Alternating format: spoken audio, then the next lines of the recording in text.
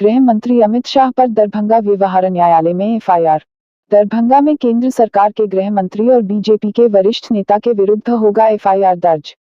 केंद्र सरकार के गृह मंत्री अमित शाह ने कर्नाटका विधानसभा चुनाव के प्रचार के दौरान खुले मंच से कहा था कि कांग्रेस गलती से भी यदि कर्नाटका में सरकार बनाती है तो कर्नाटका दंगे की आग में झुसेगा। कर्नाटक को केंद्र से ढेर सारे पैसे और योजना भेजने का काम किया है, इसकी बात तो मैं बाद में करूंगा, मगर अगर कांग्रेस गलती से भी आ गई, बहनें मेरी बात खास सुने, कांग्रेस घाटी में भी आ गई तो ऑल टाइम हाई करप्शन होगा, तुष्टीकरण होगा, ऑल टाइम हाई परिवारवाद होगा और कर्नाटक पूरा दंगे से ग्रस्त हो जाएगा।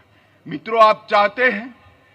बयान को लेकर आज दरभंगा जिला कांग्रेस कमेटी की पीसीसी प्रभारी प्रतिभा सिंह कांग्रेस कार्यालय में मीडिया को संबोधित करते हुए कहा कि केंद्र सरकार के गृह मंत्री और बीजेपी के वरिष्ठ नेता अमित शाह कर्नाटक विधानसभा चुनाव में आपत्तिजनक यूं कहे तो शांति माहौल बिगाड़ने की कोशिश किया है, जिससे पूरी कांग्रेस आक्रोशित है। और इस बयान को लेकर शनिवार को दरभंगा व्यवहार न्यायालय में कांग्रेस की पीसीसी प्रभारी प्रतिभा सिंह के नेतृत्व में एफआईआर दर्ज कराने पहुंचे थे, लेकिन किसी कारणवश देर हो चुका था, जिसके कारण आज शनिवार को केस दर्ज न्यायालय में नहीं लिया, जिसके कारण प्रतिभा सिंह पुनः सोमवार को न्यायालय पहुंचकर केस दर्ज करवाने की बात कही। और साथ ही साथ पीसीसी मेंबर प्रतिभा सिंह ने यह भी कहा कि केंद्र सरकार के मंत्री खुद तड़ीपार हैं और दंगे की बात करते हैं, जबकि वास्तविकता यह है कि बीजेपी ही दंगा करवाती है और कहीं ना कहीं बीजेपी कर्नाटका को धमकी दे रही थी, वह भी खुले मंच से, जिस पर पूरे कांग्रेस कमेटी आक्रोशित है। और इससे पूर्व भी कांग्रेस के वरिष्ठ नेता रणदीप सुरजेवाला की ओर से गृह मंत्री अमित शाह पर एक मामला दर्ज कराया गया है।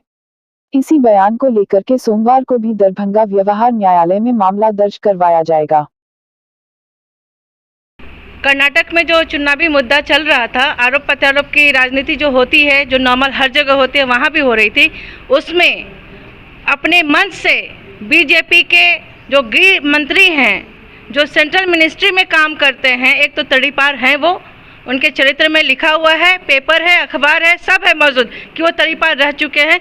उन्होंने उस मंच से एक बयान जारी किया, एक भाषण दिया। भाषण में लिखा था कि अगर कांग्रेस आएगी तो बहनों इसमें हाई कुछ ये क्या कहते हैं, पैसा सुला जाएगा और ऐसा ऐसा ब्ला ब्ला करके एक लाइन उसमें ये भी कहा गया कि दंगे भड़केंगे पर मुझे अफसोस है और आपत्ति है। इसी आपत्ति को लेकर हमने सोचा, हमने क्या, यहाँ के पूरे समाज ने, हमारी पार्टी ने, हमारे अध्यक्ष ने कहा कि इस पे केस होना चाहिए। ये गलत भाषा का प्रयोग कर रहे हैं, जिसमें खुलेआम धमकी दे रहे हैं। ये तो एक तरह से रंगदारी हो गई।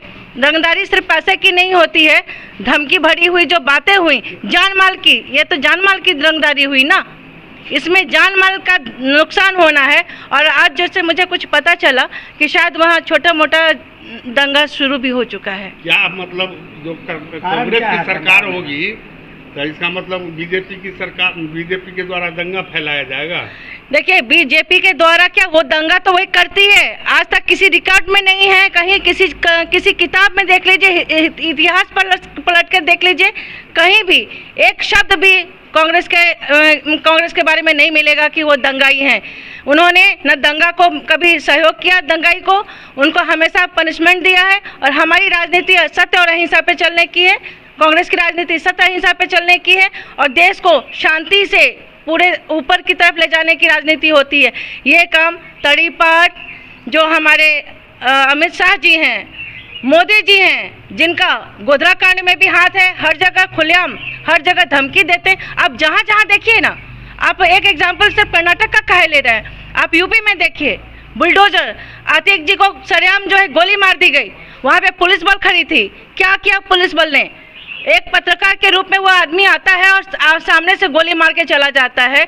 तो उनका पुलिस वहाँ पे पुलिस प्रोटेक्शन क्या कर रहा था, जब आम जनता के लिए उस पुलिस वहाँ पे होती है और जो पुलिस के संरक्षण में व्यक्ति है उसकी हत्या हो जाती है, निर्मम हत्या हो जाती है। तो और क्या कह सकते हैं ये गृह राज्य मंत्री को?